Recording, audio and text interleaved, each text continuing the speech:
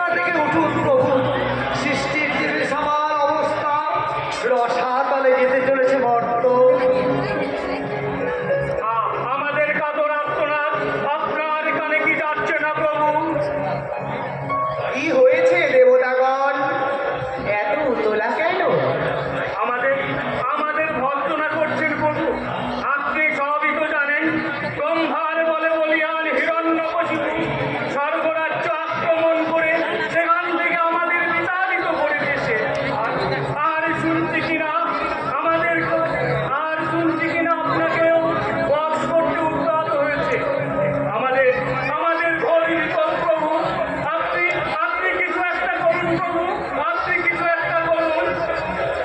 আমাদের বিপদ? আপনি আপনার কথা বলুন দেবরাজ।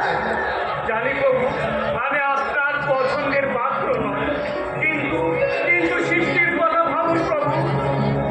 আমার কাজ তো সৃষ্টির সৃজন করা, আর রইল গিয়ে পছন্দের কথা। প্রত্যেকেই নিজ নিজ কর্মের দ্বারা আমার কাছের হয়ে ওঠে দেবরাজ, আবার কুকর্মের ফলে আমার থেকে দূরে চলে যায়। কঠোর তপস্যা করেছে হিরণ্যকশিপু, যা বিশ্ব সংসার আগে কখনো দেখেনি, তার ফল পেয়েছে সে। আর তুমি কি করেছ?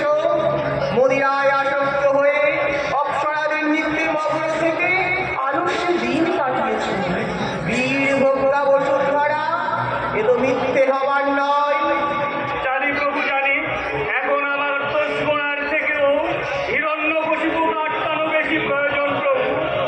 সব কিছু বিধি নির্দিষ্ট, সব কিছু পূর্ব নির্ধারিত। পাপের ভরা যেদিন পরিপূর্ণ হবে, সেদিন তার পতন